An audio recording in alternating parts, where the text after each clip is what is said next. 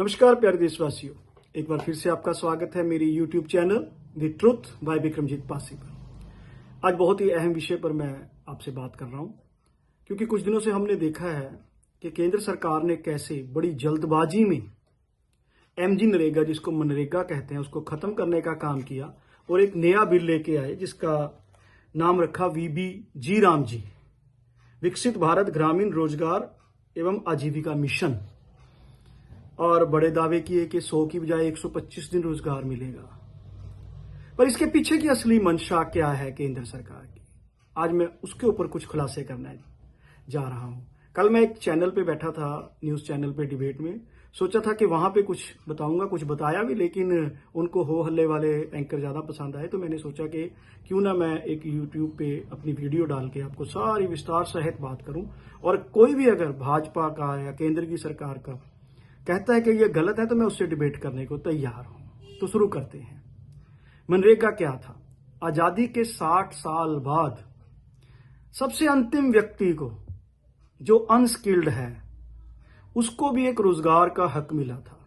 अगर वो बेरोजगार है और 15 दिन से उसके पास कोई रोजगार नहीं है, तो मनरेगा के तहत वो एक अधिकार रखता था रोजगार मांगने का, डिमांड पैदा की जाती थी और फिर केंद्र सरकार उसको रोजगार देती थी। केंद्र के पास से फंड आता था, पंचायतों के जरिए, राज्य सरकारों के जरिए उसको रोजगार मिलता था। केंद्र सरकार चाहे पहले कांग्रेस की रही चाहे भाजपा की, स्कीम तो ले आई, परंतु लगातार उनके पैसे में, जो पहले ही बेरोजगार है, जिसके पास रोजगार नहीं है, खासकर भाजपा की सरकार में तो बिल्कुल ही अंत ही कर दी इन्होंने। 3-3 महीने उनके दिहाड़ियों के पैसे ना दिए गए, जिसके कारण किसी को भी जो पहले 100 दिन के रोजगार की गारंटी थी वो भी पूरी नहीं हो पा रही थी।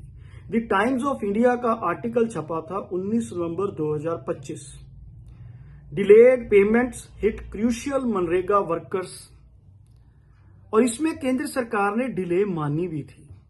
और उसके अलावा भी मेरे पास एक लेटर है press information bureau government of India 7 जनवरी 2019 का, पेमेंट डिलेज इन मनरेगा।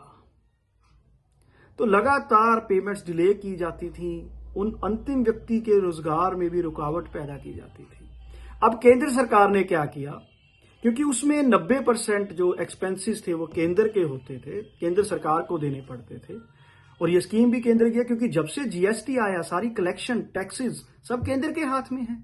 राज्य तो पहले ही आर्थिक तौर पर बहुत कमजोर हो चुके हैं, और जो ये नया बिल लेके आए हैं, विकसित भारत ग्रामीण रोजगार एवं आजीविका मिशन, इसका मकसद भी राज्य सरकारों का गला घोटना ही है। वो कैसे, अब मैं आपको तफसील से बताता हूं।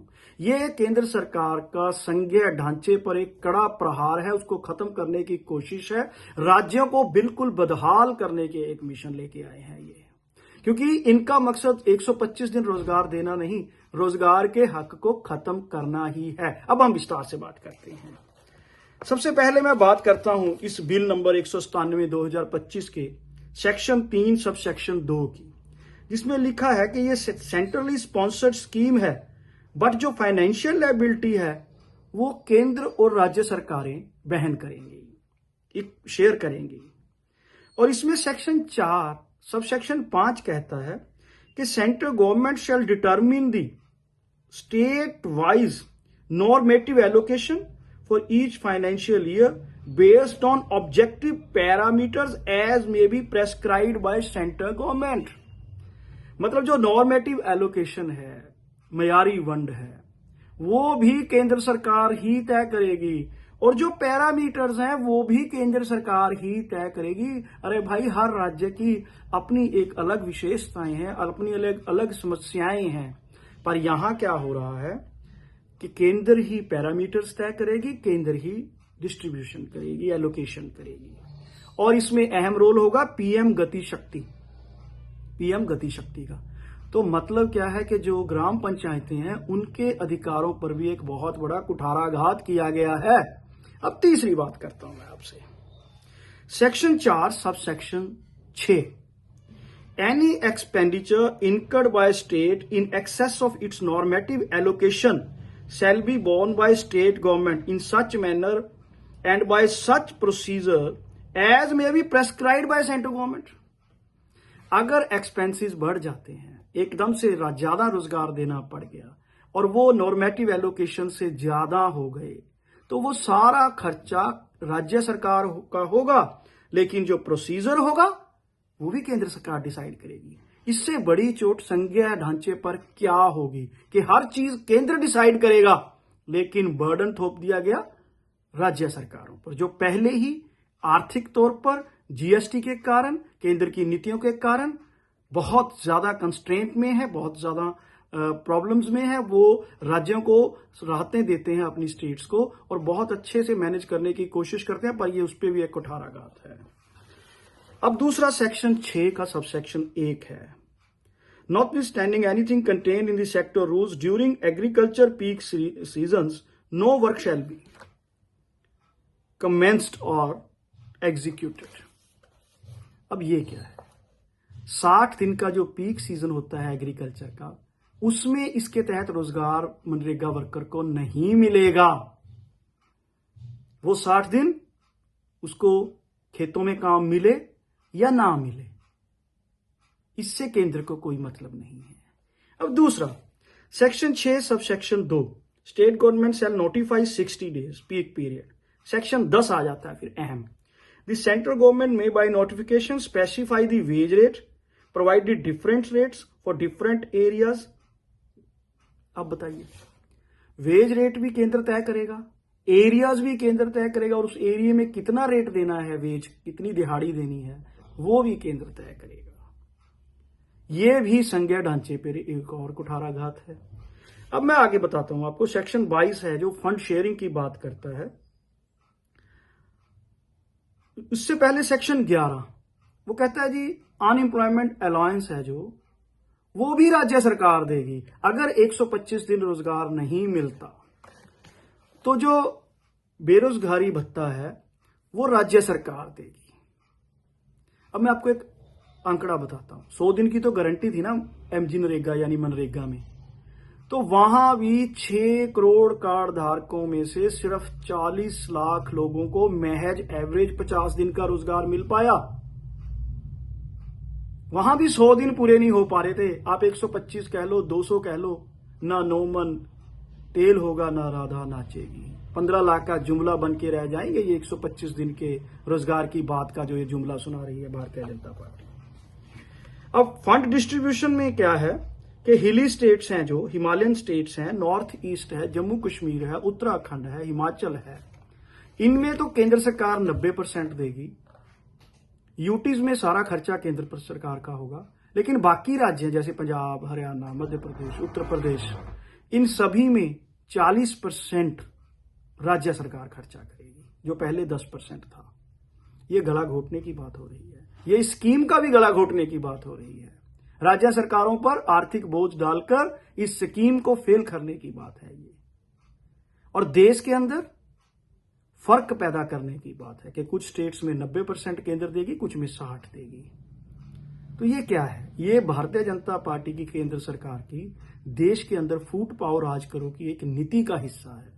अब दूसरा मैं आपको बताता हूं, अभी यही खत्म नहीं होते इनके जो संघीय ढांचे पर प्रहार। Section 22 subsection 4 most important, The central government shall determine the state-wise normative allocation for each financial year based on objective parameters as may be prescribed by central government. सीधा सीधा संघीय ढांचे पर हमला, हर चीज तय करेगी केंद्र सरकार। अब सेक्शन 22 सब सेक्शन 5 वही कि अगर ज्यादा खर्चा हो गया तो राज्य सरकार। अब एक और धोखा, अभी इसको मैं धोखे की संज्ञा दूंगा। Section 22 sub section 6 state wise normative allocation में सेंट्रल शेयर अगर पा रही है तो उस शेयर में यानी उस 60% में जो सेंटर की तरफ से खर्चे होने हैं वो भी शामिल कर दिए गए। तो बस इस तरह ही देना हमने, तो इसमें हमारे खर्चे भी बीच ही हैं, इसमें पेमेंट्स भी हैं अनस्किल्ड और स्किल्ड लेबर की, इसमें मटेरियल कंपोनेंट्स ऑफ वर्क्स भी हैं, इसमें administrative clause C section 22 sub section 6 clause C administrative expenses included हैं, सैलरीज, अलाउंसेस और प्रोग्राम ऑफिसर्स, सपोर्टिंग स्टाफ की भी, एडमिनिस्ट्रेटिव एक्सपेंसेस भी सेंट्रल काउंसिल के। तो मतलब उस 60 रुपए में जो उन्होंने केंद्र सरकार ने अलग से खर्चे करने हैं वो भी शामिल कर दिए गए कि वो 60 में ही है जी बस। तो इसको मैं एक धोखे की संज्ञा देने जा रहा हूं। अगर आपको ठीक लगे तो आप इसको धोखा मानिए या चालाकी मानिए।